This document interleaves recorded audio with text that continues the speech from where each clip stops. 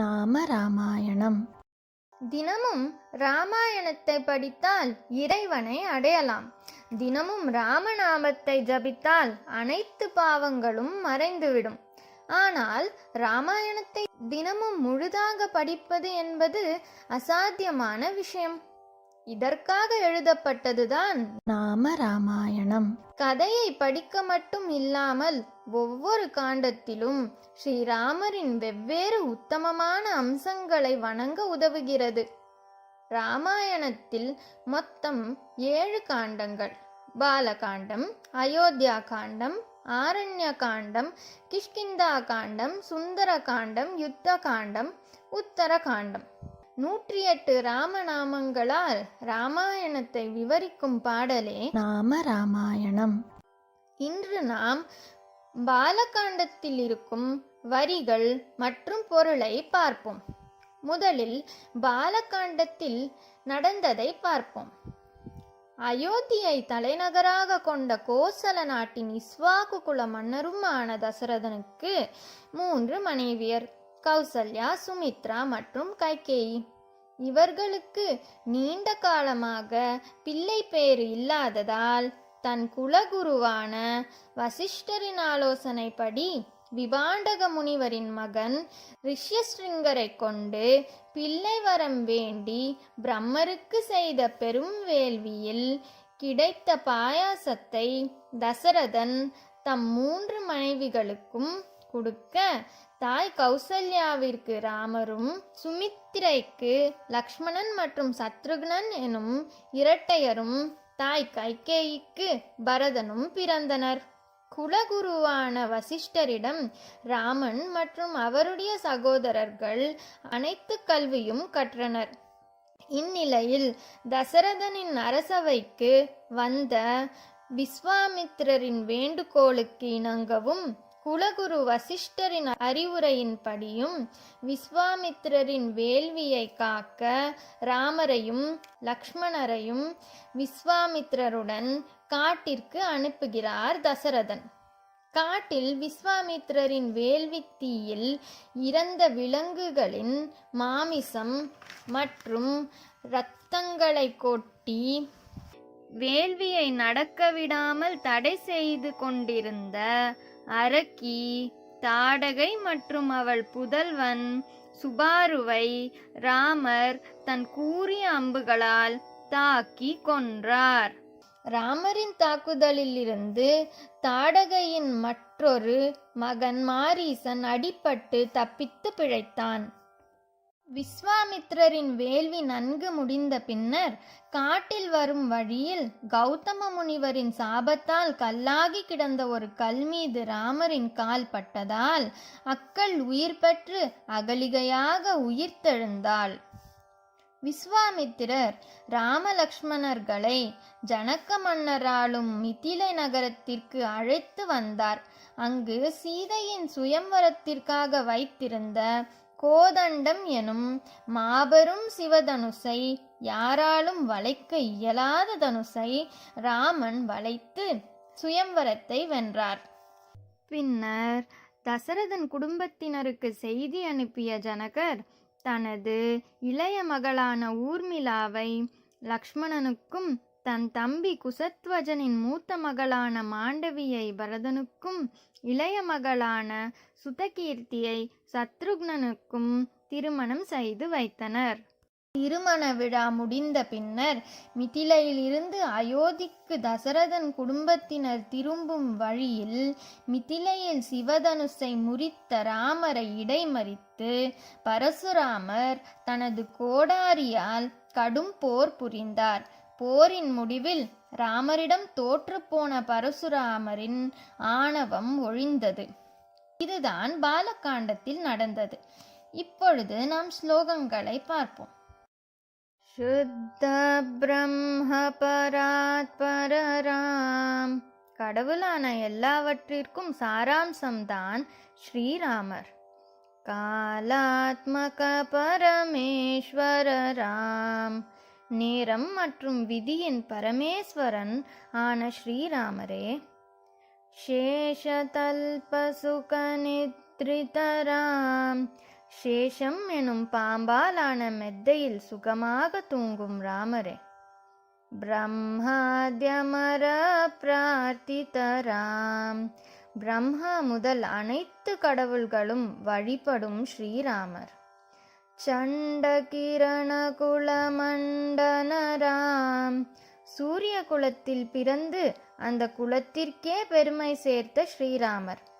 ஸ்ரீமத் தசரத நந்தனராம், தந்தை தசரதனின் மகிழ்ச்சிக்கு மூல காரணமான ஸ்ரீராமர்.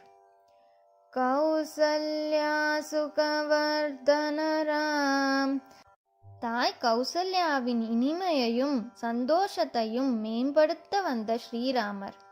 விஸ்வாமித்ர பிரியதனராம், முனிவர் விஸ்வாமித்ரரின் அன்புள்ள புதையல் ஸ்ரீராமர். கோரதாட்டகாதகராம், தாட்டகா எனும் கோரமான அரக்கியை அழித்த ஸ்ரீராமர். மாரீச்சாதினி பாதகராம், மாரீச்சனை துரத்தி அடித்த ஸ்ரீராமர். கௌஷிகமக சம்ரக்ஷகராம், கௌஷிகன் என்றும் அழைக்கப்படும் விஸ்வாமித்ரரின் யாகத்தை பாதுகாத்த ஸ்ரீராமர். ஸ்ரீமதஹல்யோதாரகராம், கரைபடாத அகல்யாவை சாபத்தில் இருந்து மீட்டிய ஸ்ரீராமா. கௌதம முனி சம்பூஜிதராம், தேவி அகல்யாவின் கணவரான கௌதம முனிவரால் வணங்கப்படும் ஸ்ரீராமா.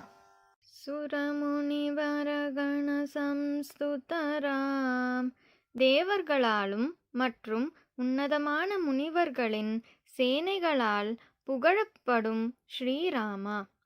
நாவிகதாவிக மிருதுபதராம், கேவத் எனும் படகோட்டியால் ராமனின் மிருதுவான பாதங்கள் கழுவப்பட்டன. மிதிலாபுரஜனமோககராம், தன்னுடைய வரவால் மிதிலையின் மக்களை மகிழ்ச்சியில் வீழ்த்திய ஸ்ரீராமா. விதேகமானசரஞ்சகராம், ஜனக மன்னனை மகிழ வைக்கும் ஸ்ரீராமா.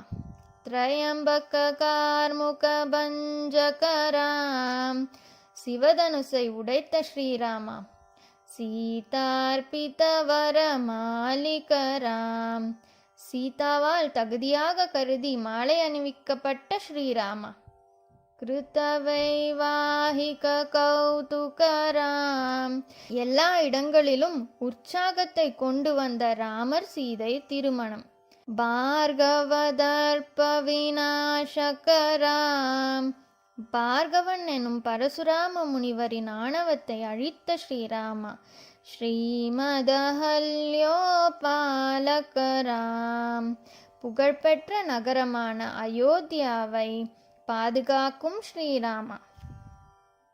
ராம ராம ஜய ராஜா ராம், ராம ராம ஜய சீதாராம், ராம ராம ஜய ராஜா ராம், ராம ராம ஜய சீதாராம்.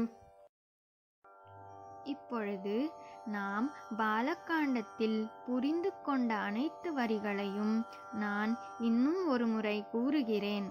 நாம் கண்களை மூடிக்கொண்டு ஸ்ரீராமரை வணங்குவோம். शुद्ध ब्रह्म परात्पर राम, कालात्मक परमेश्वर राम. शुद्ध ब्रह्म परात्पर राम, कालात्मक परमेश्वर राम.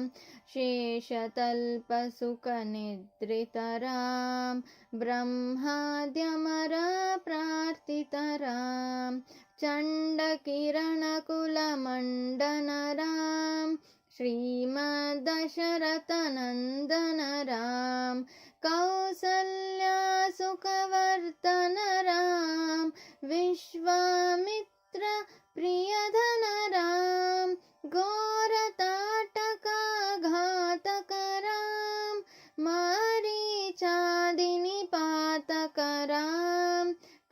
कौशिकमकसंरक्षकरां श्रीमदहल्योद्धारकरां गौतममुनिसम्पूजितरां सुरमुनिवरगणसंस्तुतरां नाविकधाविकमृदुपदरां मिथिलापुरजनमोहकरां विदेहमानसरञ्जकरां त्र्यम्बककार्मुकभञ्जकरां सीतार्पितवरमालिकरां कृतवैवाहिककौतुकरां भार्गवदर्पविनाशकरां श्रीमदयोध्यापालकरां राम राम जय राजा राम